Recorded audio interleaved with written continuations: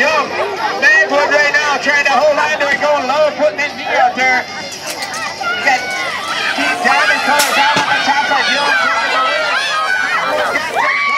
Josewak tries to get in there and make it happen.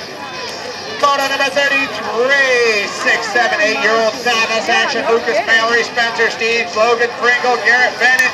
I'm thinking, look at this, Spencer Steeves coming at me right now on the top side. We're going to go with Spencer Steeves. It is going to be Steeves leading him around. Mallory on the 2 spot. Spencer Steeves.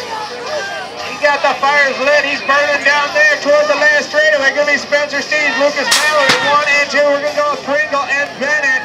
It's going to be Steeves. He jumped out of the gate quick yet, down to the finish line. Here we go. Steeves and Bennett makes a charge. I'm not going to make the call. The old guys on the track, reeling around that first turn. It's going to be Campbell Milliken.